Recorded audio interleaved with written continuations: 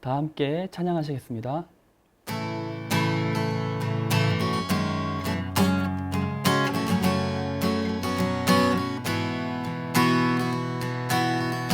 여호와를 즐거이 불러 기쁨으로 주께 나아가리.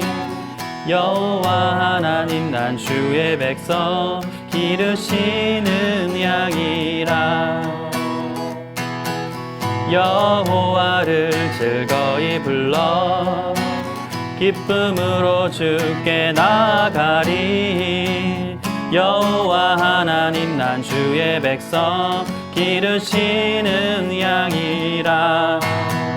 감사함으로 주를 높이며 그 문에 들어가서 찬송함으로 그 이름을 송축할지어다.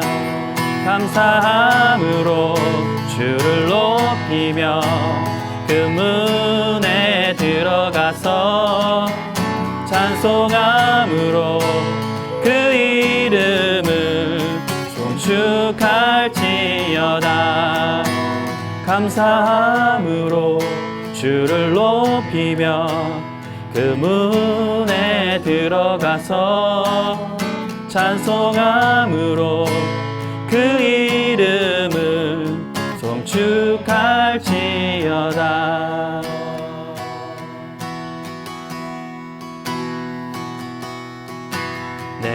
내게로부터 눈을 들어 주를 보기 시작할 때 주의 일을 보겠네.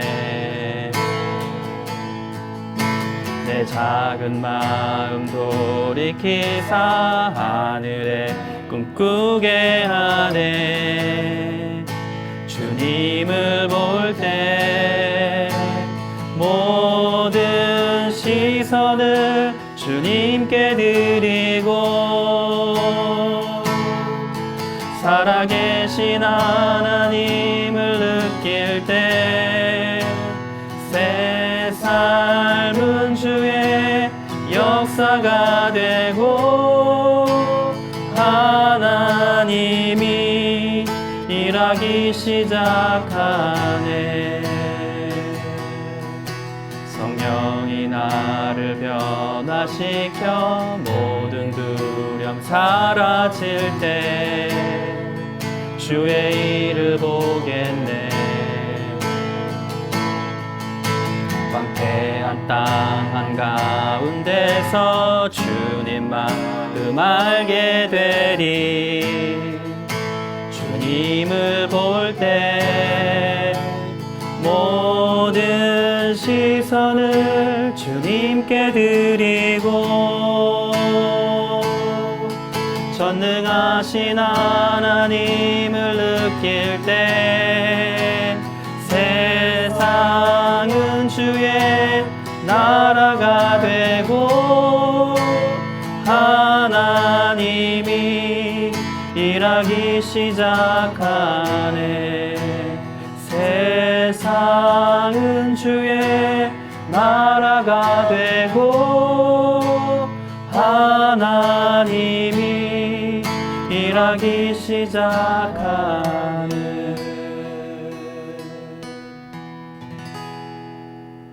수요사경회를 찾아주신 시청자 여러분, 벙커원 교우 여러분 반갑습니다. 이경은입니다. 안녕하세요. 유기농 수사님 반갑습니다. 네, 반갑습니다. 네, 안녕하세요. 오광도 전도사님. 예, 반갑습니다. 반갑습니다. 그리고 한문도 목사님이십니다. 네, 세면사랑교 한문덕입니다. 네, 반갑습니다. 반갑습니다. 네. 어떻게 한 주간도 많이 바쁘게 보내셨겠죠? 여름이라고. 어떻게 잘 지내셨어요? 수사님 어떻게 네, 좋은 저는 시간 뭐 늘 보냈습니까? 알바 조금 하셨고요? 네, 알바 한 번 알바를 좀 했습니다. 하셨고요? 네. 입금이 안 됐습니다. 입금은 안 됐지만 그래서 좀 들어올 삶이 좀 거니까. 피폐해지고 있습니다. 그러세요? 아, 그러시군요. 습도가 높아가지고 지난번에는 네. 견딜 수 있었는데 이번에는 계속해서 날씨가 이렇게 좋지 못해서 그렇죠. 이게 또 못 지냈다고 하기에는 또 주변에 또 많은 또 사건 사고들이 좀 있어서 그냥 잘 견뎌내고 있습니다. 네, 마음 아픈 사건들이 많았었죠. 오전도사님 어떻게 잘 보내셨어요? 예, 저는 이사 간 이후에 네. 지금 2주 동안 짐 정리를 하고 있고요. 이게 짐 정리가 한 달도 걸려요. 예, 미니멀리즘을 지향한다고 그러지 않습니까? 그러니까 저는 가버려야 될 것 같은데.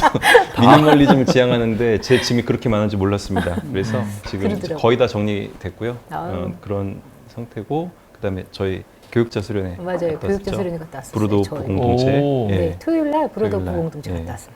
불더프 공동체는 원래 영국에 있는데 그렇죠. 한국에. 영국에 있는데 네. 세계적으로 있는데 한국에 요번에 한국 지부가 있죠. 네, 새로 요번에 예. 돼갖고 1년 정도 갔다 왔어요. 되셨다고 하시더라고요. 아, 그 오신 분이 네. 예전에도 있긴 있었는데 몇 분 있었는데. 네, 있었는데 또 영국에서 음. 아예 파견 오셔가지고 아. 이렇게 토지도 매입하시고 오. 이렇게 해서 아예 공동체 마을처럼 어디 있어요? 그 동네가? 강원도 평창이었나? 영월 쪽 영월하고 어. 평창의 그 사이. 네. 예. 산 쪽에 네. 있더라고요. 앞에 이렇게 강 같은 계곡 같은 좀 네. 큰 강 같은 게 조그만 강이 흐르고 그다음에 좀 공터 있고 펜션 예전 펜션이 좀 안 된 펜션이더라고요. 몇 개를 구입하셔가지고 한 몇 가족이 살고 계시더라고요. 그래서 거기 갔다 왔어요. 제가 알고 있기로는 거기 공동체 안에 김용민 목사님 누님이 계시는 걸로 알고 네, 있는데 맞아요. 맞습니다. 누님하고 매형분이 거기 일원으로서 리더 비슷하게 계신 것 같으시더라고요. 그래서 아, 좋네요. 네, 좋습니다. 거기 갔다 왔어요. 네. 제가 교육자가 아닌 게 너무나도 아쉽죠? 아쉽습니다. 근데 그 좀 특이했던 점이 100년 동안 유지된 공동체잖아요. 그래서 공동체 생활을 하면 아무래도 갈등도 많고 하니까 뭔가 세부적인 어떤 규칙이나 이런 것들이 잘 돼 있을 거다라고 예상을 하고 갔는데 그런 규칙이 없었어요. 그냥 단지 하나의 원칙이 있다면 형제 간의 어떤 다툼이나 갈등이 있을 때 해가 지기 전에 그 갈등을 서로 직접적으로 이야기를 해서 이제 푸는 그런 것이 거의 유일한 어떤 원칙이었고 그다음에 예수께서 가르쳐 주신 그 사랑으로 한 100년 동안 그 공동체가 유지되었다는 게 좀 독특했고 그다음에 흑역사나 이런 부분 있잖아요. 네. 어떤 부분 갈등 때문에 뭐 문제가 있었던 것들을 다 기록에 남겨가지고 그걸 또 반면교사 삼는 그런 점이 좀 되게 독특했다고 느껴졌습니다. 아, 좋네요. 네. 원래 갈등 전환 또는 갈등 해소 네. 뭐 이런 그런 시스템 중에서 제일 중요한 건 역시 당사자 간에 네. 풀어야 되는 것입니다. 네. 당사자끼리 힘들면 이제 물론 갈등 조정자 또는 중재자를 두긴 하지만 음. 결국은 문제는 당사자들이 일단은 풀어주는 게 제일 중요하죠. 네. 그리고 이제 그 과정에서 지향하는 거는 당사자 갈등 해결뿐만 아니라 그 당사자들이 속한 공동체 회복이 중요하거든요. 네. 언제 영향을 다양하게 미칠 수 있기 때문에 네. 좋네요. 저는 네. 우리 수요사경에 열심히 애청자인 분이 있어요. 네. 네. 그 분하고 유기동 선사님하고 저하고 셋이 우리 겨울에는 뜨끈뜨끈 좋아 모임 이런 게 있는데 뜨끈뜨끈 좋아 모임이요? 네, 네, 뜨끈뜨끈 좋아 모임은 이제 겨울에 하는 거고 네, 여름에는 무슨 여름에는 모임 그래서 합니까? 바꿔가지고 시원시원 좋아로 하자. 아, 그래서 우리 타이틀이 좋은데요? 시원시원 좋아. 그래서 좀 만남을 네. 갖고 이런저런 얘기도 좀 나누고 네. 그런 시간을 잠깐 가졌고요. 네. 우리 교회는 지금 지난주 주일과 월요일에 네. 우리 어린이 청소년부 여름 성경학교를 했습니다.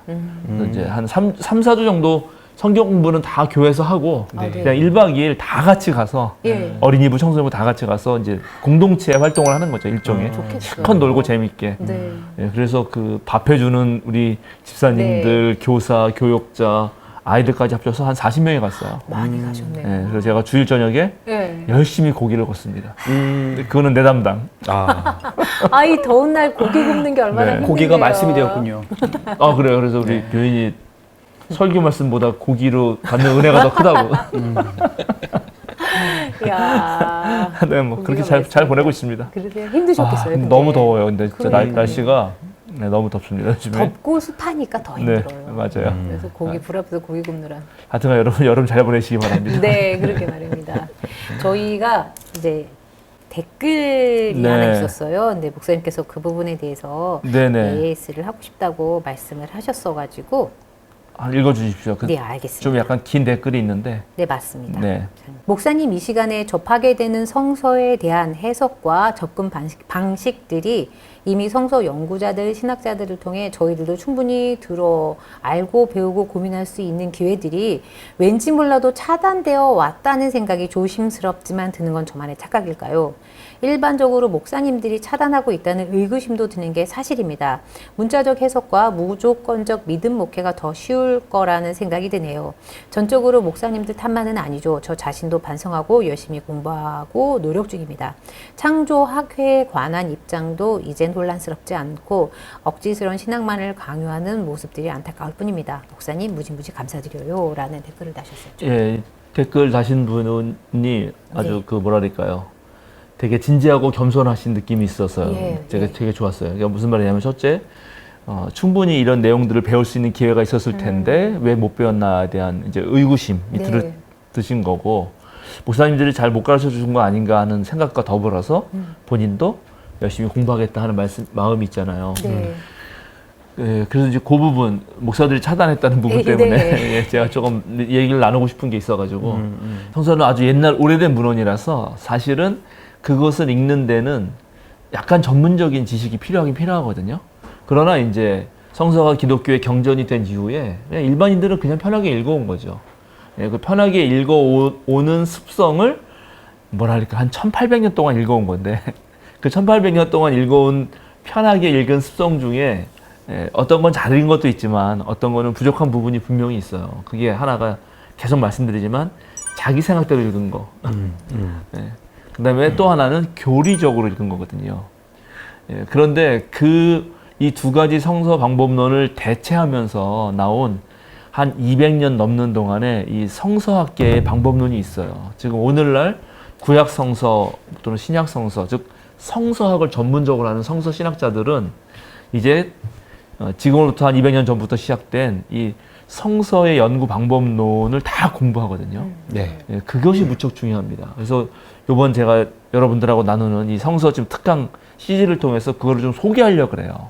사실은 그동안 그것을 신학자들 사이에서도 그거를 거부하는 입장에 있는 학자들도 있었어요, 사실은. 왜냐하면 그동안 교리로 읽기가 너무 탄탄하기 때문에. 네. 교리를 뭐랄까 증명하는 증거 자료로만 성경을 이용하는 거죠. 아, 네. 예, 그렇게 하는 방식이 우세했던 신학교에서는 새롭게 등장한 이 성서에 대한, 특별히 그 새롭게 시작할 때 첫 번째 방식이 이제 역사 비평이라고 하는 겁니다. 역사 비평에서 넘어가서 나중에 문학 비평, 그 다음에 독자 반응 비평, 이렇게 쭉 이어지는데요. 그 처음에 시작했던 이 역사 비평이라고 하는 것이 대단히 중요한 비평이고, 그 비평 방법론을 가지고 기존 교회가 이걸 받아들이느냐 마느냐를 놓고 엄청 고민했던 거고, 맞습니다. 예, 이제 지금은 한국의 아마 유수 신학교는 그 역사 비평을 안 다루는 신학교는 전 없다고 생각해요. 그런데 그것을 또 어떤 입장에서 다루느냐, 적극적으로 수용하는 입장에서 다루느냐, 아니면 비판하려고 다루느냐는 약간 달라요. 네. 그래서 여기서부터 이제 한국 교인들이 제가 오늘 했던 말들, 앞으로 하는 말들을 못 들어봤다. 분명히 있었을 텐데, 그런 이유가 첫 번째 있습니다. 맞습니다. 그러니까 신학교 자체에서 언급을 안 하는 건 아니지만, 네. 그러나 그거를 안 좋은 측면으로 맞습니다. 언급하는 데가 분명히 있다. 저 네, 그런 데서 그렇죠. 공부했습니다. 네. 90년대 보수교 신학에서 공부한 신학생입니다, 저는. 네, 그래서 그런 거는 일종의 이제 우리가 서양의 역사를 알아야 되는데, 왜냐하면 네. 어쨌든 그리스도교가 잘하는 것은 서구 문화여서 서구 문화와 서구 문화의 역사를 알아야 됩니다. 그래서 서구 문화 역사 속에서 중세가 끝나고 이제 종교개혁과 르네상스가 일어나고, 그 이후에 자연과학적 세계가 발달하면서 계몽주의라고 하는 일련의 그 사조가 흐르게 되죠. 네. 예, 계몽주의는 인간의 이성과 지식으로 모든 이 세계의 비밀을 밝힐 수 있다라고 하는 대단히 낙관적인 생각을 가져요. 사실 근데 그런 생각 속에서 성서도 새롭게 보게 된 건 사실이거든요. 네. 네. 그런데 이 계몽주의의 반동으로 그건 안 된다라고 하는 또 강력한 흐름이 있었던 거고, 그 흐름 속에서 성서를 어떻게 볼 것이냐고 하는 오래된 논쟁이 있는 거죠. 예, 오래된 논쟁이 있는 것입니다. 그래서 일단 그 부분이 하나 있고, 두 번째 이제 목사들이 차단했다라는 거는 목사님이 의도적으로 차단하진 않았겠죠. 그러나 그거는 개별 목사들의 공부하는 양과도 관련이 있어요, 네. 분명히. 왜냐면 목사는 한 명이지만 교인들은 100명일 수 있고 1000명일 수 있고 10,000명일 수 있잖아요. 그 많은 교인들이 성경을 읽다가 드는 모든 질문을 해오기 시작하면 아마 목사는 감당하지 못할 거라고 하는, 그래서 겁이 날 수도 있어요. 예. 그러니까 제가 그래서 후배들한테도 계속 많이 말씀을 드리는 건데, 특히 우리 후배들한테 신학교 이제 뭐 신학대학 4학년, 대학원 2년, 뭐 또는 대학원 3년, 그리고 목사가 되는 과정에 우리 교단 같은 경우는 목사 수련생 과정이 있거든요. 네. 그러니까 제대로 목사가 되려면 한 10년 걸려요. 그 10년에 공부하는 시간은 정말 충분히 공부하면 좋겠다. 그래도 공부할 건 많거든요. 그래서 그런 공부의 양이 적으면 이게 워낙 오래되고 그리고 워낙 다양한 사람들이 다양하게 쓴 거라서 그래요. 그래서 충분하게 완전히 제대로 어느 정도 이해한 상태에서 설명해 주는 목사님들이 사실은 그게 쉽지가 않다. 그런 실력 있는 목사가 되는 게 맞아요. 사실은 쉽지가 않다. 그래서 저는 이제 이 마약고양이님의 아주 좋은 댓글을 네. 통해서 함께 제안하고 싶은 거는, 네.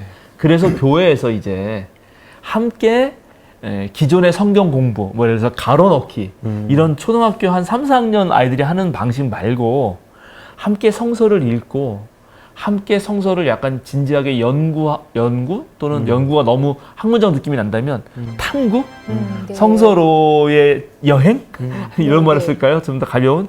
그렇게 함께 많은 논의를 해보고, 그리고 오늘 정말 좋은 책이 많거든요. 네. 예. 나중에 이 성서 특강 끝날 때쯤 제가 참고문헌 해가지고 목록을 다 드리면 우리 유튜브에다가 밑에 한번 네, 댓글 다 써주시면 좋을 것 네, 같은데, 그런 책들을 함께 읽어가면서 공부를 해 나가면 정말 성경에서 엄청난 보물이 발견될 거라고 생각합니다. 예, 지난번에 우리 질문하셨고 제가 답변을 드렸던 윤경자 선생님이 이번에도 또 어떻게 하나 댓글 다셨는데 네. 성서가 뭐냐 이렇게 물었잖아요. 여러분이 네. 대답했잖아요. 근데 이 윤경자 선생님 댓글이 정말 끝내줘요.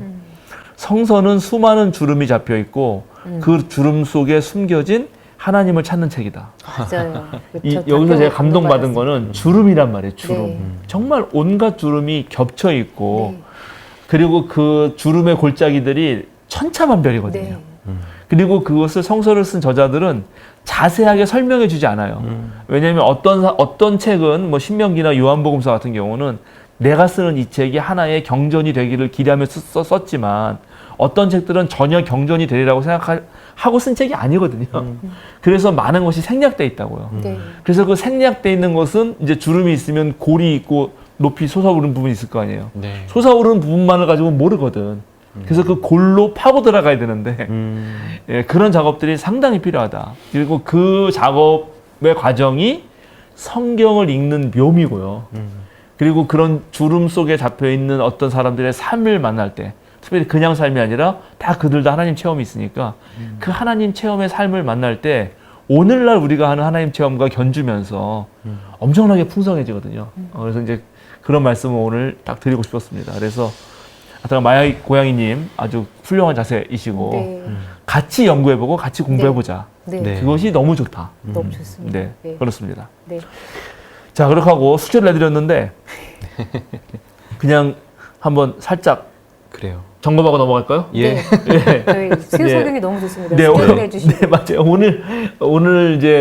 오늘은 신약과 구약을 다루려고 그래요. 네. 네. 이제 오늘 그 지난주 숙제는 구약에 관련된 거죠. 네, 네. 구약은 두 종류의 성경이 있습니다. 네. 이따가 더 자세하게 얘기하겠지만 히브리어로 된 성경이 있고 그리스어로 된 성경이 있어요. 예. 그래서 히브리어로 원래 막 편제해 있던 히브리어 성경들을 아직 정경이 되기 전에, 이건 구약은 최소한 요 정도의 그죠? 기준, 유대교인들은 무조건 요 정도의 성경을 읽어야 된다라고 정경화되기 전에 산재해 있던 많은 책들이 있었고 그것을 그리스어로 번역했습니다. 네. 그래서 그거를 70인역이라고 그랬잖아요. 네. 70인역.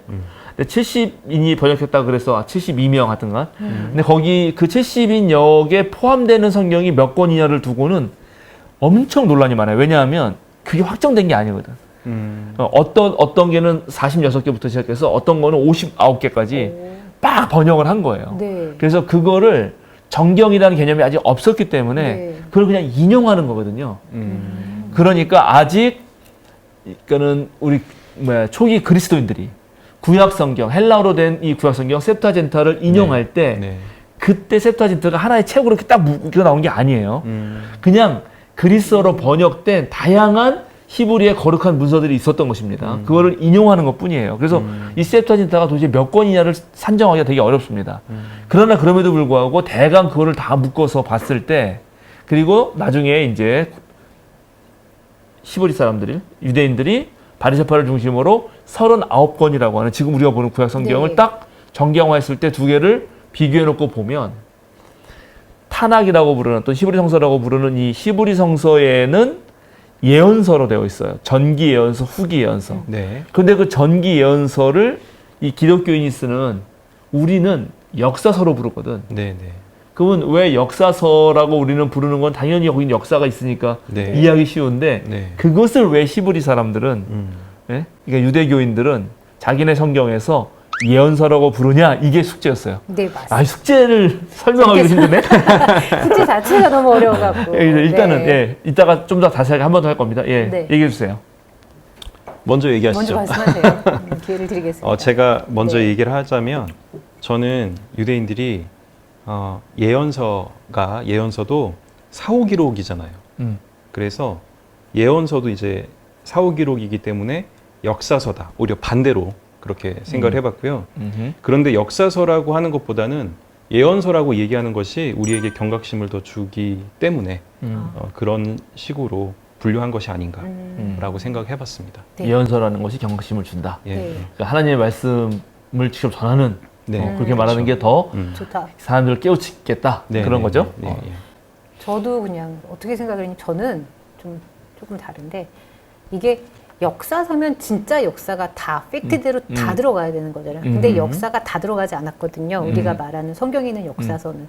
그 역사서 자체도 저자의 관점을 가지고 그 특별한 그 관점에 맞춰서 짜집기식으로 역사가 들어간 거라고 저는 배웠거든요. 그러니까 실제 조선왕조실록이라고 하면 쫙쫙쫙쫙 다 있고 진짜 역사 팩트가 맞고 해야 되는데, 이건 그렇지 않단 말이죠. 그러면 뽑아냈을 때 관점을 가지고 전달하고자 하는 메시지가 있었기 때문에 완벽한 역사가 아니라서 역사서로 부르지 않았다라고 저는 생각을 해요.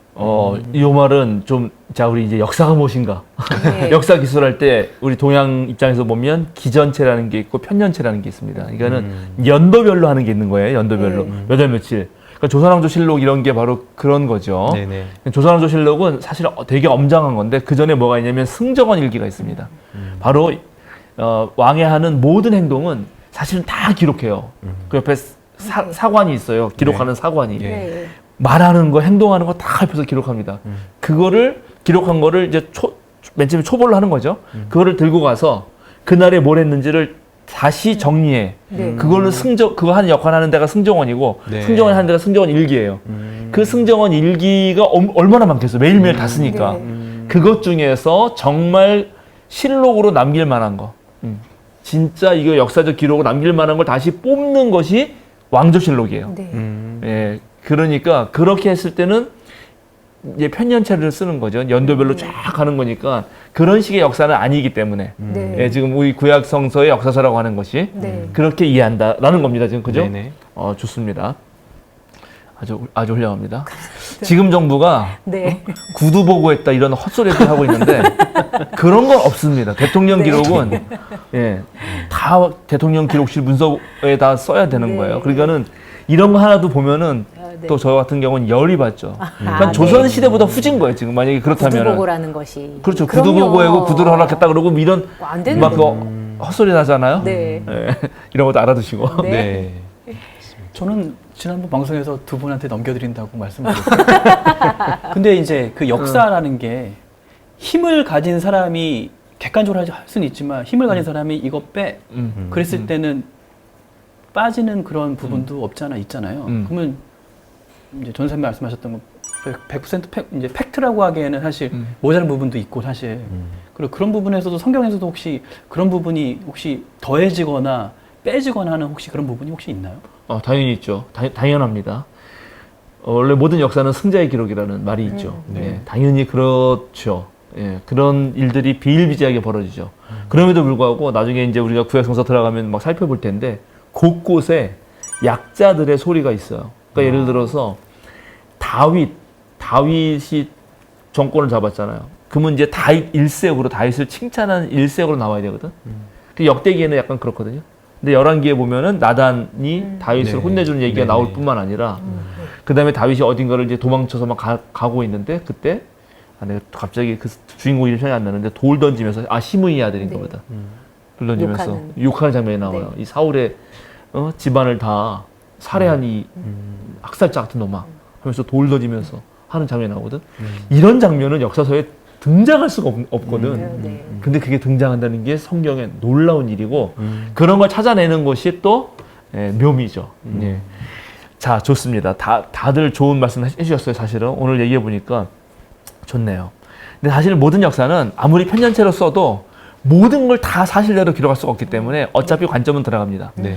그래서 사실은 우리 이제 개신교 쪽에서 구약성서라고 부르고 거기에 역사서라고 부르는 부분을 히브리 사람들이 예언서라고 부르는 이유는 큰 틀에서는 역사도 사실은 하나님의 뜻을 보여주는 어떤 것이라고 보는 거예요. 그런 관점으로 예, 일단은. 해석을 했기 때문에. 네, 큰 뜻에서. 맞죠. 예언은 결국 하나님의 뜻, 하나님의 말씀을 전해주는 거 아닙니까? 그럼요.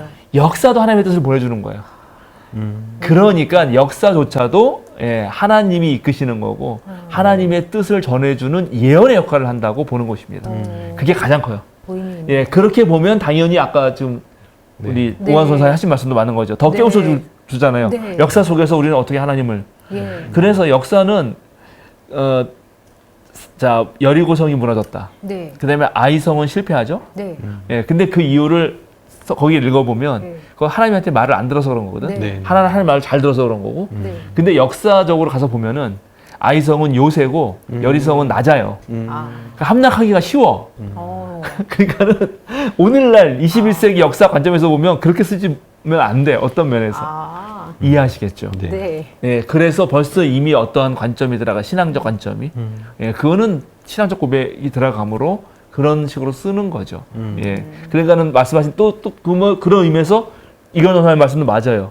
그런 의미에서 다 기록할 필요도 없어요, 역사를. 네. 하나님과 관련된 거는 좀 하다가 관련 없으면 딱 뛰어넘고 뛰어넘는 건 대충 족보로 채워버려 그냥. 네. 예, 중간중간 네, 있거든. 맞아요. 네. 예, 쫙 써버리면 이제 이만큼 시간이 흘렀구나. 네. 그리고 또 기록한단 말이죠. 네. 예, 그래서 이미 역사를 기록할 때 어떤 기록을 선택하고 또 그것을 알리고 하는 모든 관점이 이미 예언자적 관점이죠. 네. 예, 그래서. 입니다. 예, 네. 그리고 조금 이따가 이제 더 다른 맥락에서 이제 설명하겠습니다. 일단 숙제는 이 정도로 하고요. 네. 자, 오늘의 핵심적인 질문. 오늘 이제 중요한 건데, 저 성경을 한 권이라고 했잖아요. 한 권? 네. 한 권. 네, 한 권. 네. 물론 66권. 네. 두 권. 이 다 네, 네. 다르다. 이게 되게 중요하다. 맞아요. 네. 이런 생각을 우리 교인들은 평소에 사실 안 하신다. 이런 질문을 던져만 하거든요. 맞습니다. 자, 그럼 한 권은 좋았어. 됐어. 이제 한 권 들고 다니니까. 그럼 왜 신약과 구약인가? 신약과 구약이라고 불러도 좋은가? 또 신약과 구약의 관계는 무엇이며 신약과 구약의 차이는 무엇인가? 그리고 신약과 구약을 가르는 한 권을 들고 다니는데 두 권을 딱 쪼개잖아요. 가르는 기준은 무엇인가? 이런 질문들을 던져봐야 되는 거죠. 네. 제가 질문을 여러 개 했는데 네. 네. 아무거나 한 가지만 대답해 보세요. 네. 예수님이 있고 없고? 그렇죠. 자, 첫 번째 가르는 기준은 예수님입니다. 예수님. 네. 이거 무척 중요합니다. 예수님 이전은 구약. 네. 예수님 이후에 나온 문헌은 신약이라고 부른 거죠. 네. 네. 이 말이 무척 중요합니다. 네. 이거를 여러분들이 깨달아야 돼요. 자, 그러면 예수님 있고 없고가 뭔 차이죠? 뭔 차이입니까? 그 올드 테이스트먼트잖아요. 네. 구약이잖아요. 네네. 그거는 계약이에요. 네. 근데 옛날에 모세하고 이제 하나님께서 이제 맺었던 음흠. 그 계약을 중심으로 한 이야기가 구약이고 음흠.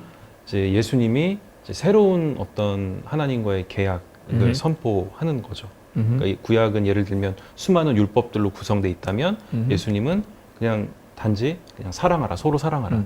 이 한 계명으로 뭔가 이런 계약이 어떻게 보면 갱신된 그런 느낌? 그렇게 좀 이해를 했습니다. 네. 아주 잘 이해하셨고, 이렇게 아마 답변하는 것이 거의 한국 그리스도인들의 정답일 거예요. 네. 제가 이런 대답에 별로 반대하고 싶진 않아요. 네. 그런데 이제 결정적인 여기서 질문이 생겨 이렇게 되면 네네네. 그러면 구약을 우리가 왜 읽을 필요가 있나요? 갱신된 약속인데. 그러니까 구약 진짜 그야말로 올드. 약속을 했어 내가 만약에 내가 지난번에도 유기농 수산물 약속했다 그랬잖아요. 약속을 했어요. 네. 근데 다시 약속해. 안 되겠다. 그날 내가 일이 생겼다. 다시 네. 약속을 잡아요. 네. 그러면 옛 약속은 폐기되어야 하잖아요. 그렇죠. 그러면 구약은 폐기되어야 되는 거 아닙니까? 이렇게 질문을 할 수가 있다는 거예요. 네, 네, 있습니다. 자, 그러면 그리스도인들, 네. 자, 유대인들은 네. 괜찮아요. 유대인들은 자기가 성경이니까.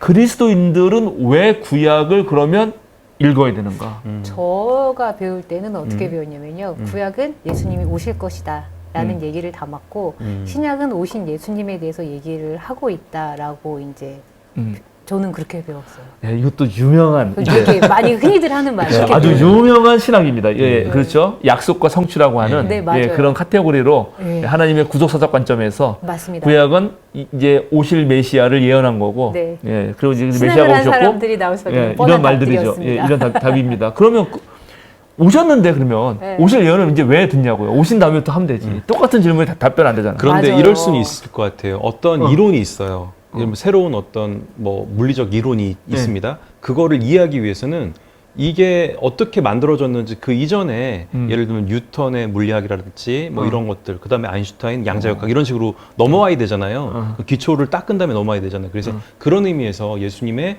이런 말씀을 이해하기 위해서는 구약 전통을 이해해야 되지 않을까, 그런 차원에서 이해하면 어떨까. 좋습니다. 이제 그래서 이제 약속에서 이제 이론으로 바뀌는 거죠. 전혀 우리는 신학을 했기 때문에 네. 이런 답이 나올 수밖에 없거든요.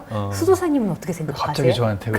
아니 일반인들의 입장에서 그렇지. 더 오히려 더 답이 왜냐면 전 방금 전에 목사님이 주셨던 질문에 대해서 생각을 해본 적이 없고 질문 자체가 저한테 되게 신선했거든요.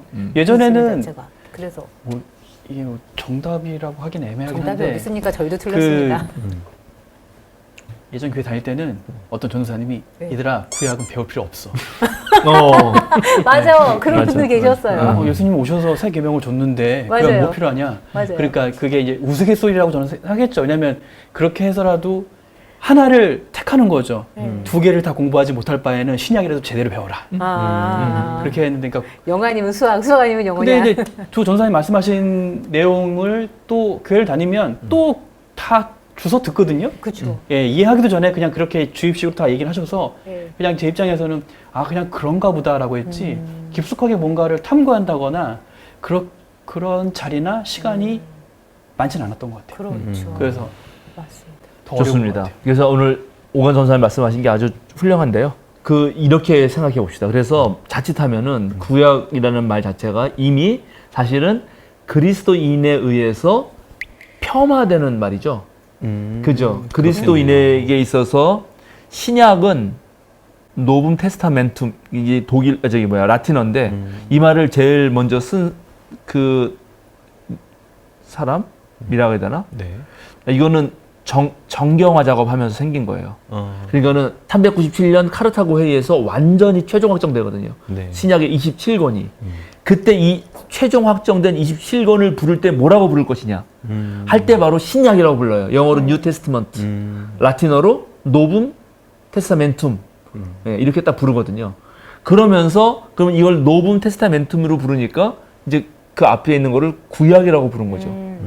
신이니까 그렇죠. 그러면 유대인들에게는 자기네 성경인데 이걸 그리스도인들이 구약이라고 말한단 말이에요. 옛날 거라. 낡은 거라는 느낌이 들잖아요. 낡은 약속 이렇게 되잖아요. 열받을 것 같은데. 그러면 열받죠. 그래서 그러게요. 당연히 유대인들은 이 말을 인정할 수가 없습니다. 그러니까 이런 용어가 차별 언어가 돼요. 현대인들처럼 인권을 존중하고 우리 평등을 지향하는 우리로서는 잘 쓰면 우리끼리는 쓸 수 있어요. 우리끼리는 쓸 수 있지만 그러나 일반 세계, 이 시민 세계에서 책을 낼 때는 그렇게 안 써요. 그래서 뭐라고 쓰냐면 우리들이 일반적으로 부를 때는 히브리 성서라고 써줘요. 히브리 성서. 히브리 성서. 네, 유대인들은 또 다르게 불러요, 자기를. 예, 그런데 이제 그건 또 좀 더 얘기하고 요 얘기가 중요하니까 이거 잘 이해해야 됩니다. 네. 그래서 이런 이야기 하면은 이해가 돼요. 옛 계약, 새 계약 해버리면은 옛 약속, 새 약속 해버리면 정말 옛 약속은 폐기돼야 될 것 같고 옛 약속은 그냥 하나님이 이스라엘 민족하고 맺은 약속이지 나랑 무슨 상관이 있느냐 이렇게 이해하기 쉽잖아요. 네네. 예, 그럴 수도 있잖아요. 우리도 오늘 그냥 아까 보편적이라 그러면 그냥 우리 예수님 말씀 믿고 우리 옛 약속은 하나님이 오히려 우리 조상들하고 찾으면 되지 않을까? 이럴 수도 있잖아요. 그렇잖아요. 우리가 단군 신화를 네. 열심히 읽어서 그게 하나님이 우리랑 맺은 옛 약속 아닐까? 네. 이렇게 생각할 수도 있단 말이죠. 네, 네, 네. 더 나아가서는 그런 고민도 사실은 있어요. 이제 신학적으로 가면 되게 복잡해지는데 그러나 그것보다도 자 구약과 신약을 나누는 분기점이 예수님이라고요. 네. 네. 그러면 이제 핵심은 예수님이에요. 네. 네. 그리고 그리스도교는 예수가 그리스도다. 네. 네. 이 말 한마디에 서 있어요. 네. 이게 본질입니다. 네. 네. 그러면 예수 이후에 예수를 이해하기 위해서 네. 우리는 신약을 읽죠. 네. 네. 그러나 예수를 진정으로 이해하기 위해서는 예수가 잘한 전통을 이해한다. 그렇죠. 그게 아까 말한 예. 이론, 예. 앞선 이론이라는 거예요. 예. 예수님은 유대인이고 구약을 성경으로 삼은 사람이거든. 네. 네. 그렇죠. 그래서 예수님을 온전히 이해하는 것은 예수님에게 모든 영향을 준, 즉 신약의 문서가 나오게 한 모든 전통을 존중하는 입장에서 우리 그리스도교가 구약도 유대인의 성경만으로 치부하지 않고 우리 성경으로 받아들인 것입니다. 자, 이게 첫 번째고요. 네. 이게 두 번째 중요한 건 그러면 이제 오늘 시대에는 어차피 우리가 살아계신 예수님 인격을 만나지 못합니다. 네. 그죠? 네. 예, 문제는 요 신약 문서가 나오기 전에 요 예수님을 만난 사람들의 그 체험이 중요해요. 네. 이것이 완전 새로운 종교를 만들어낸 거니까. 네. 첫 제자들은 전부 다 유대인입니다. 그럼 이들이 하나님 만나는 방식은 아까 율법으로 표현했는데 네. 예, 율법이라는 말을 사실은 그냥 하나님의 말씀으로 합시다. 예. 더 편하게. 네. 예, 율법은 원래 토라인데 토라는 가르침이란 뜻이거든요. 예. 그래서 가르치다라고 하는 하토라라는 동사에서 나온 거예요. 예, 토라는 명사고. 네. 가르침은 하나님의 가르침일 테니까 말씀이라고 네. 할 수 있죠. 유대인들은 하나님의 말씀을 통해서 하나님과 만났어요. 네. 네. 이해됐죠? 예. 그게 구약이에요. 네. 그런데 어떻게 그러면 그 유대인들이 하나님을 만났냐, 말씀을 통해 만났는데 이제 갑자기 어떻게 된 거냐? 살아있는 인격체에서 하나님을 만났다는 고백이 나온 거죠. 거기서 말씀이 육신이 되어라는. 그렇죠. 그게 이제 요한복음서가 아주 그 정도 정신을 가지고 있는 건데 어떤 면에서 예수님을 표현하기 위해서 하나님이라고 곧바로 말하기는 아직도 어렵고 그러나 하나님과 함께 있었고 결국 하나님과 분리될 수 없는 태초에 하나님이 말씀으로 세상을 창조하니까 세상을 창조할 때는 하나님도 필요하지만 말씀도 필요하고 두 개는 다른 것 같은데 사실은 같은 거고 이런 고민 속에서 요한복음서 1장 1절을 만드는 거고 그 말씀이 곧바로 살아있는 인격체로 됐다고 생각하는 신앙 고백이 싹 드는 거고 그게 예수님이죠. 네. 그러면 예수님의 인격을 만난 사람들이 이제 네. 다시 말씀을 보는데 네. 구약 말씀이 달리 읽히는 거예요. 아. 안 보이던 게 보여. 그죠? 네. 예, 이거는 뭐 제가 예수님을 참칭하는 건 아니지만 여러분이 저를 만나고 성경을 보면 다시 새로운 게 보이잖아요. 그렇죠. 약간 이런 느낌 비슷한 거예요. 있어요. 느낌만 네. 이해하기 위해서 네. 제가 신성모독하는 건 아닙니다. 늘 새롭습니다, 저는. 그러니까는 그런 경험을 한 거예요, 이 사람들이. 네. 예. 그래서 이제 결국은 예수님이라고 하는 인격이 구약과 신약을 나누는 핵심이 됐고 이 인격을 만난 사람들이 뭘 하느냐? 예수님에 대한 인격에 대한 증언을 합니다. 증언. 네. 이게 초기 제자들의 증언이에요. 신약은 결국 초기 제자들의 증언집이죠. 아, 한마디로 하자면 네. 새로운 약속이라고 하는 거는 우리가 그렇게 불러서 얘네들이 그 어떤 카르타고 해국 때 이렇게 불러서 그렇지만 이거는 증언입니다. 그럼 오늘날 우리 오늘날 한국이 아니라 전 세계 그리스도인들은 어떻게 하나님의 뜻을 아느냐? 두 가지죠. 구약에 있는 하나님 말씀과 예수님이라고 하는 인격을 만나서 했던 사람들의 증언을 해석함으로써 하나님 만나는 것입니다. 그러네요. 알겠습니까? 네, 그렇게 그렇게 얘기하면 지금의 우리는 예전의 사람보다 훨씬 더 많은 어떤 이해력이 생겨야 되는데 왜 안 되는 걸까요? 이제 공부를 안 해서 그런 거죠. 그렇죠. 네, 그런 겁니다. 네. 그렇죠. 그러니까는 이제 마찬가지로 말하지만 제가 어떤 글을 많이 썼다. 근데 글만 읽었다 어떤 사람들이 잘 모르잖아요. 근데 나를 만났다. 만나고 다시 글을 읽으면 와, 이 또 다르죠. 네. 예, 그런 거랑 아주 비슷한 것입니다. 그래서 네. 구약과 신약의 지위 문제를 이렇게 우리가 좀 어느 정도 정리를 할 필요가 있다는 거를 네. 오늘 가장 먼저 말하고 싶고 이걸 알고 싶었어요. 네. 그래서 오늘 한국 그리스도인들이 성경을 읽을 때 이제 예수님의 인격을 만난 사람들은 이렇게 증언했구나. 그리고 그 증언을 통해서 또 이들은 구약을 보면서 구약을 막 인용하잖아요. 근데 네. 인용할 때 지멋대로 인용하거든. 맞아요. 구약의 맥락과 전혀 무관하게도 이용해. 맞아요. 그건 왜 그러냐면 예수님 만난 체험이 너무 강력해서요. 이걸 만나고 나니까 이게 떠오른 거야. 아, 그죠? 예를 들어서 처녀가 잉태하여 아이들을 낳으리라. 예. 그 이사야서 7장 14절에 있는 네. 말씀인데 그 맥락은 전혀 예수님하고 상관없는 맥락이거든. 네. 그런데 예수님을 만난 사람들의 경험은 이게 예수님 그거예요. 태어날 때 이 예수님을 통해서 우리는 임마누엘을 느꼈다. 이 말을 하고 싶은 거죠. 하나님이 우리와 함께 했다는 걸 하시다. 느꼈다. 그러니까 이사야서 7장 14절에 떠오른 거지. 그걸 과감하게 가져오는 거예요. 이해하셨죠? 예. 그러면 이사야는 열받을 거야. 나는 그런 적을 쓴 적은 없는데 이 자식들이 너네 왜 그러니? 새로운 의미가 생성되는 거죠. 이게 의미가 있어요. 이건 왜냐면 역시 우리도 그렇게 하기 때문에. 그러면 신약의 어떤 그런 사람들이 갖다 쓴 구약의 인용과 구약의 원 저자들이 쓰려고 했던 의도가 서로 다른 거잖아요. 다르죠. 그럼 저희가 구약을 읽을 때는 어떤 관점으로 읽어야 되는 거예요? 그렇게 되면? 그래서 일단은 네. 모든 성서는 그 성서를 쓴 사람들의 관점에서 보자. 먼저 보고. 예, 일단은 보고 네. 그리고 그것을 통해서 우리가 이걸 어떻게 재해석할 거냐는 건 우리 문제죠. 아. 그러니까 예를 들어서 공간복음서 예수님은 네. 그죠? 나약한 지점이 있어요.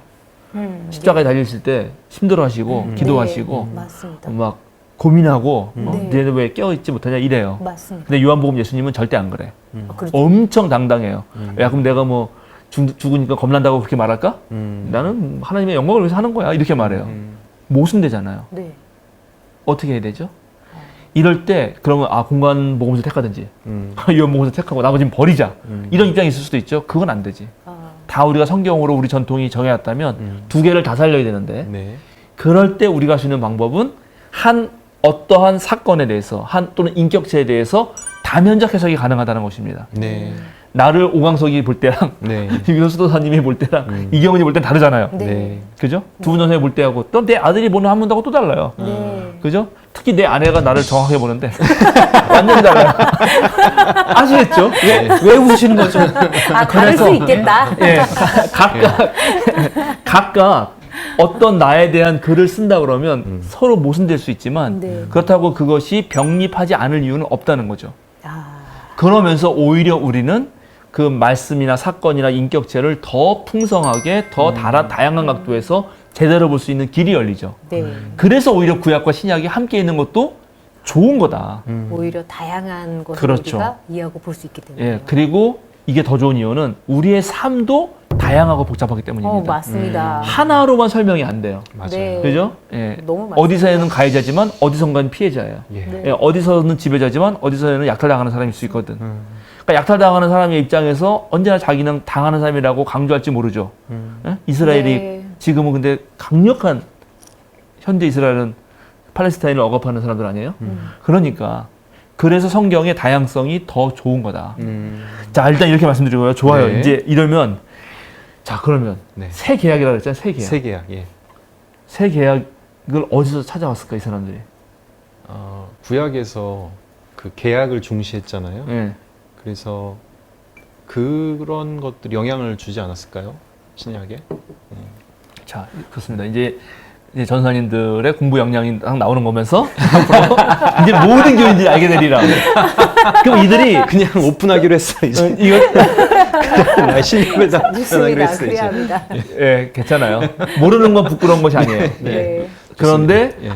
알려줬는데도 또 모르는 건 부끄러운 거야. 이제 알고 나서는 기억해야 그런 돼. 때가 예, 많이 예. 옵니다. 들었었는데 어디지 이럴 때 많이 네, 네. 옵니다. 예, 계속 공부는 역시 주입식이고 네. 공부는 반복입니다. 예, 예. 좋은 내용을 좋은 방법으로 주입하면 되는 거예요. 근데 그동안 좋지 않은 내용을 나쁜 방법으로 주입했기 때문에 맞아요. 사람들이 헷갈려 있어. 네. 주입식이 나쁘다고 생각한 거야? 아니 주입식은 좋은 겁니다. 엄청 많은 내용은 주입돼야 돼요. 네. 좋은 내용을 좋은 방법으로. 그러네요. 예. 그것도 생각 안 해봤네. 네. 주입식은 무조건 동양에서는 나쁘다고 동양에서 들었거든요. 그렇게 배웠잖아요. 다 막 천자문 외우고 뭐 이런 그럼요. 식으로. 암기해야 되거든요. 네.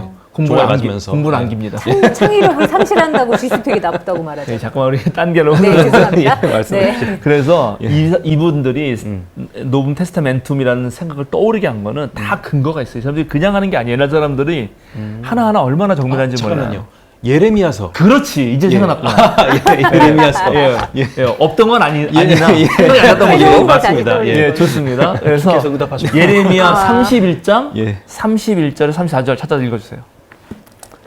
엄청난 이래서 구약이 소중한 거예요. 구약이라고 해서 내버리면 안 돼. 네. 그때가 오면 내가 이스라엘 가문과 유다 가문에 새 언약을 세우겠다. 나 주의 말이다. 이것은 내가 그들의 조상의 손을 붙잡고 이집트 땅에서 데리고 나오던 때에 세운 언약과 다른 것이다. 내가 그들의 남편이 되었어도 그들은 나의 언약을 깨트려 버렸다. 나 주의 말이다. 그러나 그 시절이 지난 뒤에 내가 이스라엘 가문과 언약을 세울 것이니 나는 나의 율법을 그들의 가슴 속에 넣어주며 그들의 마음판에 새겨 기록하여 나는 그들의 하나님이 되고 그들은 나의 백성이 될 것이다. 나 주의 말이다. 그때에는 이웃이나 동포끼리 서로 너는 주님을 알아라 하지 않을 것이니 이것은 작은 사람으로부터 큰 사람에 이르기까지 그들이 모두 나를 알 것이기 때문이다. 네. 그렇죠. 그러네요. 네. 이미 다 이제 자연스럽게 알게 된다 이렇게 말하잖아요. 네. 예, 그러니까 예수님을 통해서 우리는 하나님을 직접적으로 알았다라고 고백한 사람들이 모은 문서를 바로 여기서 끌어온 거죠. 네. 이렇게 말하면서 그러면 옛날 거를 옛 계약이라고 말한 근거는 또 어디에 있을까요? 요거 떠오르긴 쉽지 않아. 이거는 신학교에서 안 가르쳐 주거든. 이거는 수요사경에 와야 들을 수 있다. 두 분이서 말씀을 해주셔야죠. 두 분이서. 이거는 진짜 어렵죠. 그건 어렵습니다. 그건 책을 읽고 공부하거나 그렇게 해야 되는데 고린도후서 3장 14절 찾아주세요. 그런데 이스라엘 백성의 생각은 완고해졌습니다. 그리하여 오늘날에 이르기까지도 그들은 옛 언약의 책을 읽을 때 바로 그 너울을 벗지 못하고 있습니다. 그 너울은 그리스도 안에서 제거되기 때문입니다. 여기 나오지. 아. 옛 언약의 책. 예, 당연히 구약이라는 말들이 이렇게 나온 겁니다. 자, 그렇죠. 그러면 이제 새 언약의 책들을 이 사람들이 모으는데 모아서 그죠? 맨 처음에 누군가 썼겠죠. 네. 초기 그리스도 예수님이 엄청난 충격이었기 때문에 예수님 만난 사람들은 글을 쓰지 않을 수 없었어요. 다들 뭐 그렇잖아요. 여러분이 뭔가 충격받으면 일기 잘 쓰는 사람 일기 쓰잖아요. 네. 나 오늘 누굴 만났는데 막 내가 정말 이대를 걷다가 이영애를 만났는데 정말 너무 예쁘고 막 야, 연예인 정말 저렇게 예쁘지나 몰랐다. 제가 정말 만나봤는데 진짜 와 정말 후광이 미치더라고. 그런다고 그러더라고요. 네, 정말 연예인들은 그렇다 그래 정말 그렇더라고요. 뭐 이렇게 쓸 수 있잖아요. 네. 네. 그래서 예수님 만나고 나서 엄청난 문서들이 다량 나옵니다. 마구 쏟아져 나와요. 네, 마구 쏟아져 나오고 누구나 다 글을 쓰는 거예요. 그러면 거기에서 이제 골라야 될 거 아니에요. 그러게요. 그러면 고른다는 거. 자, 기록한 거를 고른다. 골라서 요거 정도를 결정한다. 이런 작업이 네. 필요한 거예요. 이 전체를 다 정경화라고 하고요. 네. 정경화의 마지막 단계는 이제 요거 외에는 다른 건 안 돼 안 돼. 하는 게 마지막 단계일 뿐이에요. 그러면 맨 처음에 누군가 썼고 그거를 모았고 모은 것 중에서 골라내고 이런 작업이 있겠죠. 네. 그러면 이제 모을 때 모아서 요걸 골라낼 때 원칙이 있어야 될 거 아니에요. 네. 원칙. 아, 있겠죠. 이 원칙이 중요합니다. 네. 이 원칙이 뭘까요? 신약 성경 엄청 많다 그랬잖아요. 아까 말한 베드로 복음서 같은 것도 있어요. 네. 예, 심지어 뭐 어린 시절 예수님 어린 시절 복음서도 있고 베드로 행전도 있고 지난번에 말했듯이. 근데 그런 건 성경에 안 들어왔단 말이죠. 제가 생각할 때는 그 정경화 작업을 할 때 그 당시에 예. 어떤 주류적인 신학을 기준으로 했을 것 같아요. 주중의 신학. 예, 그래서 그것에 약간 좀 방해가 되는 음. 그런 예를 들면 도마 복음서랄지 뭐 이런 것들은 좀 제외되지 않았을까 아. 그렇게 생각을 해봤습니다. 네, 뭐 이제 상당히 저희 정치적이죠. 네, 정치적. 그럴 수 있죠. 예. 예, 예. 그런데 이게 그래서 가장 첫 번째 제일 문제는 뭐냐면 역시 인용이에요, 인용. 이게 좋은 글일수록 많이 인용이 되거든. 아, 지금도 마찬가지. 전 세계 좋은 학제 논문은 인용수가 훨씬 높습니다. 그래서 제일 중요한 거 이 사람 생각할 때 뭐냐면 아까 제가 증언이라 그랬잖아요. 네. 증언. 그래서 첫 번째 원칙은 사도성입니다. 아. 사도가 저작했는가 또는 사도가 저작하지 않더라도 사도가 증언한 것을 충분히 반영하는가. 사도성. 그렇죠. 신약의 문서들은 네. 예수님이 직접 쓴 건 없으니까 전부 다 전해들은 말이거든요. 바울 사도가 말하잖아요. 내가 전해 듣기로는 내가 들은 바로는 이렇게 말한단 말이죠. 네. 그 불교도 비슷해. 여시암은 이와 같이 나는 들었다 이렇게 시작하거든. 예, 그래서 그 사도성이 첫 번째고요. 네. 그다음에 두 번째가 이게 과연 성령의 영감을 받아서 영적으로 유용한가? 그걸 거룩성이라고 불러요. 거룩성. 그걸 어떻게 판단하죠? 판단할 수 있어요. 왜냐하면 예수님의 어린 시절 복음서 보면은 애들하고 놀다가 예수님이 화가 나가지고 애들을 막 염소 새끼로 만들어 버리거든. 그것이 거룩하다고 말할 수는 없잖아. 그런 거는 그죠? 거룩성이라기보다는 보편성 뭐 이런 식으로 봐야 되는 거 아니 아니에요? 어쨌든 그래서 영적으로 유용성. 유익한가? 네. 영적으로 유익한가에 금방 그냥 리얼하죠? 네, 예. 리얼합니다. 그런 거는 어느 정도 판단할 수가 있어요. 네. 예. 그리고 하나가 이제 보편성인데 말한 대로 아, 보편성은 뭐냐면 많은 교회가 보는 거예요. 많은 교회가 너무나 잘 쓰는 거예요. 계속 아까 말한 인용 지수가 높은 거예요. 네. 예, 엄청 인용 지수가 높아서 이건 누구나 보는 거예요. 그렇게 해서 이걸 가지고 이제 정경화되기까지 아까 엄청 싸웠겠죠. 397년이니까 거의 400년 걸린 거 아닙니까? 네. 거의 400년. 400년 동안 다 토론을 한 거란 말이죠. 그 토론 과정에서 이제 뭐 아타나시우스라든가 그다음에 유세비우스라든가 오리게네스 같은 이런 초기 기독교 변증가들의 영향이 되게 컸는데 그래서 그들이 이제 말한 걸 놓고 어떤 기준을 다시 세워보자면 그런 기준을 가지고 말한 것 중에 세 가지로 나눴어요. 유세비우스 같은 경우는. 네. 유세비우스 첫 번째 뭐냐면 호모로구메나. 이건 뭐냐면 경전성에 대해서 의심 없는 거. 이건 무조건 경전이 될 수 있다. 이게 뭐가 들어갔냐면 사복음서입니다. 사복음서는 놀랍게 초기부터 인정받아요. 그리고 바울서신. 네, 바울서신은 또 초기부터 이때는 물론 14개가 다 바울서신이라고 생각했겠죠. 네네. 네. 예, 그 히브리서까지 아마 포함돼서 네. 예, 히브리서도 바울서였다고 생각했어요. 그리고 베드로 전서, 그리고 요한 1서. 이거는 유세비우스 생각할 때 이거는 정경이다. 이거는 네. 괜찮다. 이거는 무조건 인정받을 수 있다. 그 다음에 두 번째가 이제 안틸레고메나라는 게 있거든요. 안틸레고메나. 이거는 경전성에 논란의 여지가 있는 거예요. 이건 넣을까 말까. 약간 논란이 네. 있다는 거예요. 거기 뭐가 있냐면 베드로 후서, 어. 요한 2서 3서, 오. 유다서, 야고보서. 그리고 그 다음에 경전으로 인정할 수는 없는데 많은 사람들이 읽어. 그러니까는 이건 사도성이라든가 무슨 이 영적 유용성에서 떨어질 것 같은데 보편성에서 확보가 된 거예요. 네. 인기도인 거야, 인기도? 인기도가 높은 거야. 노타라고 해요. 노타라고 불렀는데 그런 건 뭐가 있냐면 베드로 묵시록, 요한계시록, 요한 묵시록이죠. 디다케, 디다케. 헤르마스 목자, 바나바의 편지 이런 글들이 있었어요. 네. 이렇게 구분을 했어요. 그리고 물론 하나 더 했어. 이건 가짜다. 이제 근데 그건 아예 그건 경지를 못 드니까 뭐 네. 얘기할 필요 없는데 뭐 베드로 복음서 같은 거 아예 가짜라고 말했거든. 근데 어쨌든 요 세 가지 분류를 했고 이 분류들 가운데서 이제 363년 라오디케아 공의회에서 키릴루스가 이 두 가지 앞에 두 가지 네. 그죠? 호모 레구메나하고 안티 레구메나 이 두 가지 경전성이 인정받는 거 약간 논란이 있는 거를 그냥 정경으로 하자 네. 해서 26권을 제안합니다. 근데 아타나시우스가 요한계시록은 이거 요한이 쓴 거라고 생각, 옛날 사람 다 요한이 썼다고 생각했거든. 네. 우리가 이제 아니라고 지금 알지만 네. 요한이 썼으니까 사도성이 확실하지 않냐 하고 주장을 해. 진짜. 넣어주자. 넣어주자. 그래서 들어옵니다. 네. 그래서 27권이 된 거고 그 편지를 가지고 이제 회의를 몇 번 하는데 어쨌든 최종적으로 카르타고에서 완전 최종 인정. 끝! 이제 더 이상 못 들어와. 나머지는 다 안 돼. 이렇게 한 겁니다. 이러한 역사가 있는 거죠. 네. 예. 예, 이런 걸 알아야죠. 재밌습니다. 네, 이렇게 된 겁니다. 재밌습니다. 이것의 포문을 연 거는, 그러니까는 구약이나 신약이나 사실은 제가 지난번에 불경 얘기했듯이 네. 좋은 그림은 다 인용하는 거고 마구사 다 쓰는 거거든요. 네. 정경화라는 개념이 없어요. 근데 이거의 발단을 일으킨 거는 3세기의 마르시온이에요. 아까 말한 대로. 마르시온은 구약은 버리자. 아까 말한 대로. 네네. 구약이잖아. 구약은 폐기. 그리고 신약 중에서도 바울 사도가 제대로 전했기 때문에 바울의 느낌이 있는 누가복음서. 그리고 바울의 편지 몇 개. 이것만 정경을 써야 되라고 강력하게 주장했어요. 이것 때문에 와 이거 안 되겠는데? 이러다가 난리 나겠는데? 해가지고 이제 논의가 막 불거진 거고 드디어 정경이 된 겁니다. 네. 자, 그래서 우리가 가지고 있는 신약은 뭐가 있죠? 이제 27개가 있는데 그거를 구분할 수 있죠. 구분하면 일단 복음서 4개가 있습니다. 네. 그리고 요한복음도 포함해서 복음서 4개가 있죠. 바울 서신. 그리고 서신 큰 틀을 말하면 딱 두 가지밖에 없어요. 네. 서신과 복음서예요. 네. 복음서. 네. 그죠? 사도행전도 가만 보면 데오빌로 가까이에게 쓰는 편지처럼 돼 있으니까 네.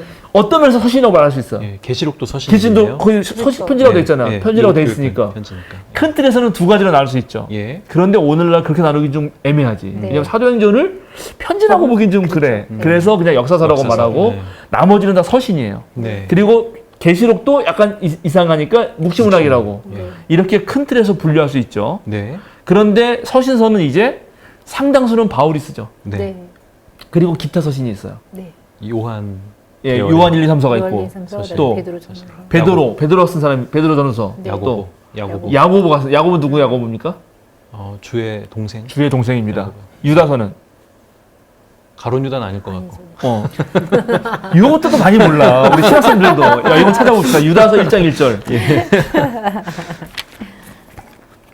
예, 제가 여러분들의 약점을 살살 건드리면서 정확히 찝어주죠. 네, 맞습니다. 유다서 1장 1절. 예수 그리스도의 종이요 야고보의 동생인 유다가 부르심을 받은 사람들 곧 하나님 아버지께서 사랑하시고 예수 그리스도께서 지켜주시는 이들에게 이 편지를 씁니다. 네, 그러면- 야고보의 동생 유다. 이 야고보는 예수님 동생이거든. 네. 그러면 예수님의 동생 야고보의 동생이니까 예수님 동생이지. 동생이네요 또. 이것도 예수님 동생이에요. 예, 이렇게 알고 있었죠. 이렇게들 그렇죠. 예. 일단은 예, 교부들은 전부 그렇게 알고 있었어. 마태복음은 마태가, 마가복음은 마가가, 누가복음은 누가가, 요한복음은 요한이. 요한복음은 심지어 요한복음만 쓴 게 아니라 요한 1, 2, 3서와 요한계시록까지 썼다. 맞아요. 네, 응? 네. 베드로가 베드로전서 다 쓰고 네. 다 야고보 다 이렇게 알고 있었어요. 맞아요. 그렇게 그거를 1800년 동안 알고 있는 거야. 그런데 이 200년의 놀라운 성서학에 꽃이 피면서 아, 오늘날 대다수의 네. 학자들은 신약 성서 저자들마저도 잘 모른다. 네. 가장 확실한 건 정말 몇 가지만 아는데 그거는 바로 바울 서신의 진정 서신 7개. 7개. 예. 요 정도만 바울이 직접 쓴 것 같다. 음. 정도를 아는 거예요. 음. 네. 알았죠? 네. 네. 좋아요. 누가복음하고 행전도 그러면은 한 명인데 예. 누군지 몰라요. 모른다. 한 명인 건 맞아. 왜냐면 똑같이 데오빌로 가까이가 있고 예. 사도행전도 전에 쓴 글에는 이렇게 나오니까 이거는 네, 연결된 한 거고 사람이다. 사실 이거는 같이 읽어야 되는 거죠. 네, 그래서 네. 이제 학자들은 누가 행전이라고 부릅니다. 그냥 합쳐서 누가복음서 사도행전을 네, 네. 누가 네. 행전 이렇게 연결해서 읽고 같이 연구해야 되죠. 네네. 자, 좋아요. 그럼 이제 모았어. 그리고 이게 다 사도성이 있는 거예요. 사도성이 있다는 건 마태와 누구지? 요한은 확실히 제자잖아요. 네, 네. 그렇게 알고 있었으니까 네. 사람들이 네네, 아니지만. 그렇죠. 네. 예. 그래서 옛날 맨 처음에 할 때 배열할 때 마태 먼저 쓰고 요한 쓰고 아. 마가 누가 이렇게 쓴 이것도 있어 사복음서가. 네네. 네. 근데 지금 우리는 그렇게 안 돼 있죠. 네네. 마태 마가 누가 요한 이렇게 돼 있어요. 예, 예. 그럼 왜 마태 마가 누가 요한으로 했을까요? 왜 분량. 배열을? 분량. 분량은 서신입니다. 서신이. 가나다 순? 가나다? 마태 마가 누가 요한. 오! 제목 그런데 저런 거 이제 찍었다고 하는 거고, 근데 우연히 들어맞는 것 같은. 잠깐만요. 저런 데 속으면 안 됩니다. 아니다. 그거는 족보가 나온다고 해서 먼저 나가는 건 아닌 것 같고. 옛날 사람들은 복음서를 왜 이렇게 썼냐면 이거는 내게는 이렇게 순서대로 쓰였을 거라고 생각했어요. 쓰인 순서예요. 네, 쓰인 순서라고 생각했습니다. 근데 그건 이제 틀렸다는 걸 알죠. 네. 오늘날은 압니다. 네. 아직도 소수의 학자가 마태 우선서를 주장하는 학자가 있어요. 네? 그러니까 마태가 썼고 마가는 추격했고 누가는 확장했고 맨 마지막에 요한이 썼다 이렇게 말하는 게 전통적 방식이었단 말이죠. 네. 1800년 동안. 네. 근데 오늘날은 마가가 제일 먼저 썼다는 거를 누구나 압니다. 네. 네, 그거는 그만큼 우리의 학문이 치밀해졌어요. 네. 네. 그리고 나머지는 이제 바울 서신인데 바울 서신은 길이에요. 네.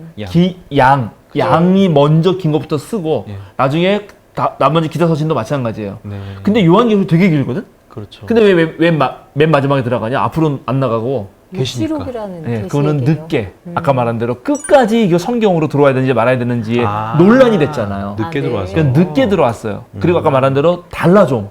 그냥 이상해 이 편지가. 이게 이걸 더 해야 되나 말아야 되나 맨날 고민했거든. 그래서 그런 배열 순서가 된 겁니다. 네. 그러니까 이런 것들을 이제 알고 읽어야 된다. 네. 그래서 마태가 제일 먼저 쓰였다고 생각하고 성경을 읽는 거하고 네. 마가가 제일 먼저 쓰였다고 성경을 읽는 거하고 달라요. 달라요? 다르죠. 달라요? 당연히 다르죠. 잘 다른 거 모르겠던데요. 달라요. 자, 예수님이 네. 너희는 나를 누구라고 하냐고 할 때 네. 마가는 주는 주도 아니야. 표준세 번역에 선생님이라고 돼 있는데 네. 당신은 그리스도십니다. 끝. 어. 마태는 어떡하죠? 주시오. 주는 그리스도시요 살아계신 하나님의 아들입니다. 이렇게 해요. 네. 자, 그러면 마태가 주는 그리스도 살아계신 하나님의 아들입니다라고 말했는데 그걸 마가가 줄였단 말이에요. 안 되겠네. 나쁜. 그러면은 마가가 먼저 말한 것을 마태가 확장하는 거. 확장했겠죠. 네. 그리고 이렇게 이렇게 쓰면 안 되지. 네네. 아. 야, 이렇게 그러면 안 예수님을 당연히 예수님이 그러면 가면 갈수록 더 높여진다. 미화되고. 더 신성화된다. 그런 더 것도 숭배된다는 걸 있죠. 알게 되고 당연히. 네. 그리고 거기에 그걸 말한 사람이 마가는 베드로가 그거 말한 다음에 혼나요. 아. 여기도 물론 약간 혼난 느낌이 있지만 혼나지 않아. 그러니까 좀 하면 안 되지. 너는 너가 말한 건 네가 말한 게 아니고 바요나 시몬에게 네. 하나님이 해주신 거고 너한테 내가 열쇠를 줄 건데 네가 땅에서 매면 네. 하늘에서도 매이고 땅에서 풀면 하늘에서 풀린다 막 네. 엄청 칭찬을 해. 네. 그러면 마태는 베드로를 되게 좋아하는구나. 음. 마가는 뭔가 베드로가 문제가 있구나. 이런 걸 알게 된단 말이죠. 아, 네네네. 네. 그래서 마가를 놓고 이제 마태와 누가를 깊이 이건 나중에 다 할 겁니다. 네. 이런 식으로 순서가 중요하다. 아, 네. 알겠습니다. 자, 이 정도면 이제 신약 얘기는 대충 네네. 했어요. 제가 최소한 이 정도는 알자 이게 사실 두 번째 네네. 판이긴 한데 네. 예, 제목은 똑같이 안 되겠지만 이제 네. 구약으로 갑시다. 구약은 진짜 어려운 게 아까 말한 대로 더 옛날이잖아요. 네. 옛날이고 정경화 이런 게 없었거든. 그럼 언제 정경화가 되느냐? 이게 중요한데 그 전에는 그냥 거룩한 문서들이 마구 흩어져 있는 거예요. 네네. 예. 하기오그라파라 그래서 갑자기 이게 막 떠오르네. 음. 괜찮은 것 같아. 거룩한 문서들이 막 흩어져 있는데 예. 그런 문서들을 그냥 열심히 읽고 하나님을 만나는 겁니다. 네. 예. 그렇게 만나다가 근데 이거 정리 좀 해야겠는데 하고 했던 첫 번째 생각은 그거는 AD 90년에 와서예요. 네. 훨씬 네, 늦겠네요. 훨씬 늦게. 왜냐하면 66년부터 72년까지의 그 유대 로마 전쟁에서 유대가 완전 폭삭 망하고 이제 더 이상 기독교 신앙의 정체성을 성전이라든가 SNF파 그 따로라든가 그 다음에 뭐 젤로 땅처럼 뭐 아주 폭력을 행하면서까지 정치적으로 확보할 수가 없어지자 네. 유일하게 남은 바리새파를 중심으로 이 바리새파와 율법학자들 서기관들을 중심으로 다시 우리가 우리의 신앙을 세워야겠다라고 생각을 했고 지금의 이제 야브네라는 곳인데 옛날에는 얌야라고 불립니다. 거기에 모여서 이게 이제 요 논란이 좀 있긴 한데 그냥 대다수는 이제 이렇게 배워왔어요. 네. 요즘에 여기에 대한 반대하는 학자도 많아. 그러나 살짝 그 정도 언급해주고 네. 또 이거 신학자들도 보기 때문에 제가 이 정도 네, 안다는 네. 걸 알려줘야 돼. 네. 그러나 전통적으로는 거기에 모여서 다시 히브리어 성경을 우리가 결정하자라고 하고 지금의 39권을 선정합니다. 그걸 했던 학자들을 마소라 학파라고 불러요.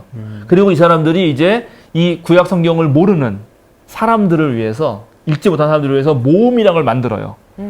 예, 예, 우리 그냥 모음. 예, 히브리 모음. 예, 이응, 시읒, 기역, 리을, 시읒, 디귿 이렇게 하면 예수 그리스도구나 이렇게 딱 하잖아요. 우리가 옛날에 막 그런 게임 많이 했잖아요. 네네네. 초성.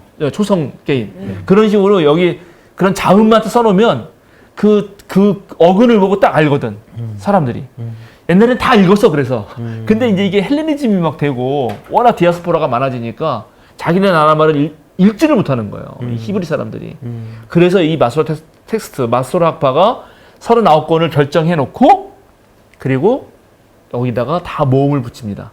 그것이 지금 오늘 우리가 읽는 구약 성서의 그 히브리어 성경의 원본이 되는 거예요. 네. 예. 그러면서 그 전에 많은 거룩한 문서들을 헬라어로 번역한 70인역. 네. 그거는 교회마다 다 다르다 그랬잖아요. 네, 어떤 건 네. 요걸 갖다 쓰기도 하고 거기서 다 빼는 거죠. 이거는 좀 정경을 하긴 그런데 이렇게 뺍니다. 이거 가지고도 또 엄청 또 논란이 많았죠. 그리고 요거를 존중하려고 했던 사람은 누구냐면 바로 히에로니무스라고 제롬, 불가타, 라틴어 번역 성경을 만든 사람이에요. 이 사람은 이 구약 성경을 번역하면서 유대인들하고 엄청나게 친교를 많이 했어. 그래가지고 이 39권으로 해야 된다고 강조했던 사람이에요. 예, 그런데 어거스틴은 안 된다고. 야, 우리 이 헬라어 전통에 70인역이 있는데 서로 엄청 싸워요. 그래서 놀랍게 우리가 가진 성경은 배열 순서는 세프타진트, 그리스어 번역이에요. 그런데 가지고 있는 정경은 39권이야. 개신교는. 신기하죠? 네. 예, 이런 것도 있습니다. 그래서 이거를 서로 이제 달리 나눕니다. 자, 그래서 우리 그리스도인들은 이 구약 성경이라고 부르지만 유대인들을 존중하기 때문에 이걸 뭐라고 불러주냐면 히브리 성경이라고 불러줘요. 네. 그죠? 히브리 성경이라고 불러주고 그 다음에 우리 그러면 구약 성경 자체 이 히브리인들 유대인들은 자기 성경을 뭐라고 부르나? 자기네가 히브리 성경이라고 부르지 않을 거냐? 타나크. 타낙이에요. 타낙. 예, 저는 이 타낙 옛날에 잘 못 외워 땡크라고 했는데 예, T 하고 N 하고 K입니다. 그냥 거기에 이제 A를 붙여놓은 거죠. 그냥 타낙이 되는 거죠. 그래서 TNK니까 땡크 좋잖아. 네, 좋네요. 네. 안 잊어버려요. 타낙이에요. 타낙. 땡크로 그러니까 기억하겠습니다. T가 토라. 토라. 그죠? N이 느빔. 그다음에 K가 케투빔. 지난번에 네, 이제 했던 거죠. 예, 제가 불러서 네. 막 고생했죠. 네. 토라는 창출의 민신. 이거는 우리 지금 기독교 성경과 똑같죠. 네. 모세 오경이라고 불리는. 이거는 아주 이른 시기에 경전처럼 읽혔어요. 정경처럼 읽혔단 네. 말이죠. 그리고 이거는 기원전 5세기 정도의 지금 모양으로 최종 이렇게 편집됐을 거라고 보여지거든요. 그 다음에 느비임은 기원전 2세기 그때까지 거슬러 올라가요. 그렇게 해가지고 쭉 있고 그리고 성문서들은 정말 여러 개가 많이 있었던 거죠. 네. 이제 그런 것들을 모아서 그냥 70인역 해가지고 모음집이 있었던 것인데 거기서 뺄 거 빼고 지금의 39권으로 만든 거는 바로 히브리 사람들이다. 마소라파다. 네. 그래가지고 이제 이것도 우리가 이제 고민해야 되는 거예요. 말한 대로 다니엘서는 우리 성경에는 예언서에 넣어요. 예레미야 애가 이건 예언서가 아니야. 사실 애가잖아 애가. 네. 이건 당연히 성문서로 가야 되는데 근데 예레미야라는 이름이 붙어가지고 그것도 예언서에 넣는단 말이죠. 네. 그러니까 이런 것들을 우리가 분류해서 읽을 줄 알아야 구약도 구약을 보는 새로운 눈이 열린다. 네. 그렇습니다. 네. 구약은 좀 더 길게 하긴 해야 되는데 다음 주에 조금 다음 더. 주에 구약 네, 약간 또, 조금 더 예. 좀 더? 하고 네, 시간보다 얘기하는 게 너무 나을 것 이렇게 같아요. 짧게 한 것 같아요. 네. 그렇죠. 네, 그렇게 하자. 오늘은 이렇게까지 마무리를 하셔야 될 것 같은 느낌이 네, 듭니다. 그래 안 되겠네요. 그래서 네, 다만 구약까지 다 하기에는 조금 시간이. 네, 그럴 것 같네요. 오늘도 바쁘게 막 지나가네요. 네. 그러게요. 그렇습니다. 그래서 이 정도로 이해하시고 네, 끝낼까요? 끝내야 될 것 같습니다. 한 말씀만 하시고 끝내죠. 지난주 방송보다는 더 화기애애하고 이해가 소소 더 된 것 같아요. 다행이네요. 예, 그래서 지난주는 좀 힘들긴 했었는데 어. 예, 새로운 용어들도 많이 듣고 그리고 기존에 있던 얘기들이 아니라 새로운 얘기들이 많이 나오니까 이게 두 전도사님도 따라하기 버거울 정도면 일반인 그럼요. 저 같은 경우는 얼마나 네. 힘들었겠습니까? 네. 네, 오늘 되게 재밌었던 것 같습니다. 저는 이제 새롭게 뭔가 어떤 기존에 알고 있었던 어떤 그런 내용들을 새롭게 다시 보는 그런 느낌이 있었어요. 그래서 앞으로의 다짐은 배운 거는 까먹지 말자 그런 생각을 했습니다. 예. 저는 생각하지 못했던 부분들을 왜 그랬을까라는 생각을 해봤던 것 같아요. 질문들 자체가. 맞습니다. 이 두 분에게 이제 그런 게 중요합니다. 이거는 이제 신학생이 돼서 신학을 공부하다 보면은 그냥 교수님이 알려주는 거 외우기에 바쁘거든요. 네. 그게 왜 그런지에 대한 의미를 한 번 더 생각해 봐야 되는데 그러니까 구약, 신약, 이거는 노브 테스타먼트. 그러니까 이건 반대지 뭐. 뭐 이렇게만 한단 말이죠. 네. 그랬어요. 근데 왜 신약과 구약이지? 그럼 신약이 구약과 달리 어떤 의미가 있는 거지?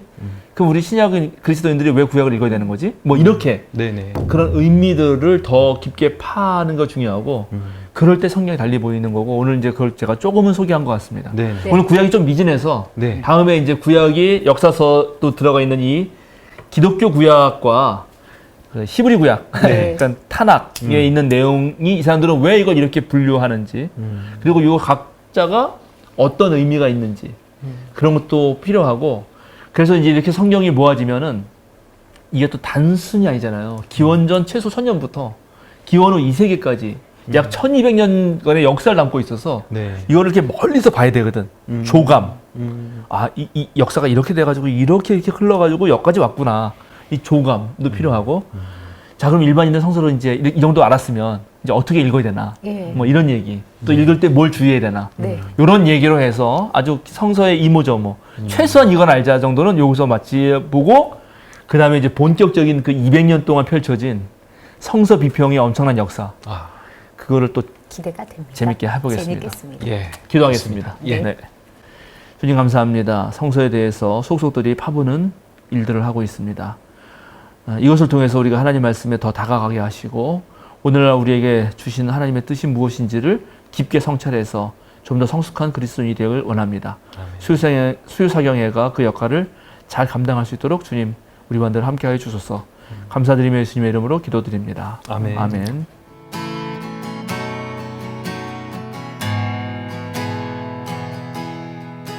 성령이 나를 변화시켜 모든 두려움 사라질 때 주의 일을 보겠네. 황폐한 땅 한가운데서 주님 마음 알게 되리.